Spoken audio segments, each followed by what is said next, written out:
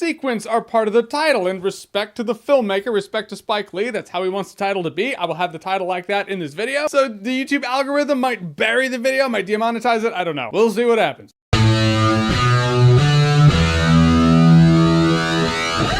BlacKkKlansman. So BlacKkKlansman is the insane true story taking place in 1979. A black cop, Officer Ron Stallworth, played by John David Washington. Yes, that is Denzel Washington's son. And he's great in the movie. And sometimes when he talks, you're like, that is Denzel. He essentially answers an ad in the paper for the Ku Klux Klan, so he infiltrates the Ku Klux Klan. Which when I heard the premise, I was like, is it a comedy? Like Clayton Bigsby from Chappelle's Show? It is not a comedy. It is a very heavy drama, but it does have comedy in it, and I appreciated that. But unless the Klan went completely blind in the 70s, he couldn't show up to meet them, so he talks to them on the phone, and Adam Driver's character, he goes and meets them. So both of them essentially play the same person. And for the most part, I really enjoyed this movie. Like I said, it's heavy. I mean, the content is very heavy. It's mostly heavy because you know for a fact this movie is a message to today, to modern day, to us. Because those who don't learn from history are doomed to repeat it, and the hate circle, it's still there. You look online, on social media, on Twitter, whatever, and you just feel like we're going in a circle as we circle the drain down the toilet bowl. And while I have made videos in the past talking about how I don't feel every movie needs a political or social message in it, sometimes a movie needs to be an escape. Escapism's real. BlacKkKlansman is not one of those movies you go to escape. I mean, when I saw the trailer, I was like, that movie's going to have a message. It's going to be very relevant to today. If you don't think that going into this movie, you're fooling yourself. In fact, it should be one of the reasons you go to this movie. So if you don't like that or don't want that, you have been warned. What the movie does very well is it does show sides. I mean, it's not like, oh, well, then the Klan, they're just doing their thing. Hate, but you know, perspective, it's not like that. But they do show them all meeting, and they do come across as just like, oh, hi, Chuck, you want some burgers? Because you can't really pick out a bigot. You can't go to them all and just be like, that's a racist, that's not a racist. It doesn't work like that. But also the Black Panthers are a part of this movie, and when Ron Stallworth is talking from someone from the Black Panthers, that is a very fascinating conversation, because the conversation is, well, you're the enemy, and he's like, I'm a cop, and I'm trying to do good. I'm trying to help you. So I really like that the movie illustrated sometimes people who are fighting for the same thing just see each other as the enemy. The movie does have a couple of Donald Trump references. I know some people just, they knuckle up, they back up like,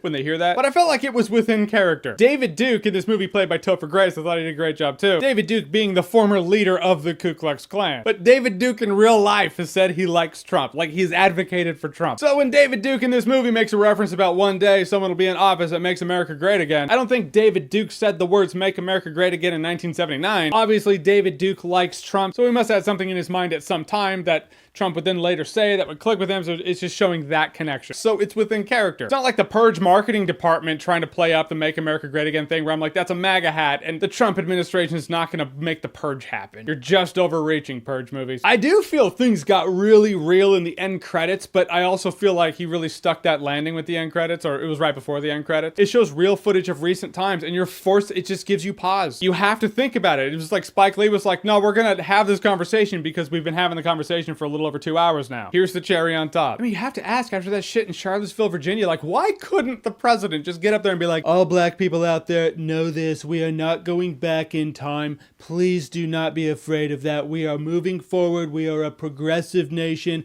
When I said I wanted to make America great again, what I meant was take it back to the booming economy. I did not mean I was going to isolate you. Please know that we will make America better than before with everybody as equals, including you. Fuck the Ku Klux Klan. Like, why couldn't he just say that? I don't get too political on here, but why? Message aside, as a movie, narratively speaking, I thought the movie was actually, it was very engaging. It's not the most exciting thing ever, but when Adam Driver is there amidst this Ku Klux Klan rally, you're just like, don't get caught at all. I did appreciate the humor when it was in it, but like I said, this movie's not a comedy, it is a drama. The movie's so applicable to modern day, sometimes it just feels heavy. And with that heaviness, you need to laugh sometimes. The movie gives you a few chuckles now and then. I appreciated that. Because life has chuckles no matter what. Like, there's nothing on earth, no form of entertainment, no medium has so perfectly blended all genres as well as life itself has. So when a drama has comedy, it's just life. I do feel like the movie had some pacing issues sometimes. I mean, the movie's 2 hours, 20 minutes. Near the end, the last third of the movie, I was like, this is dragging on. You could pick it up. Whereas I feel like that should have been sped up. There are sometimes with the girlfriend who is a part of the Black Panthers. She's great when she's on screen, but I forget about her when she's not. And then the movie goes back to her after a long hiatus. I'm like, oh yeah, that's right. She's a part of it. I felt like that was a little uneven. And there were some stylistic choices when the intense thing is happening, when it is going down, it's 70s music, which it takes place in the 70s, should make sense. But when watching it, it just doesn't. I just imagined more intense music playing and I would have been on the edge of my seat. It's not the only questionable stylistic choice in this movie. When this Black Panther leader is talking and he's giving his speech and you're like, this is a very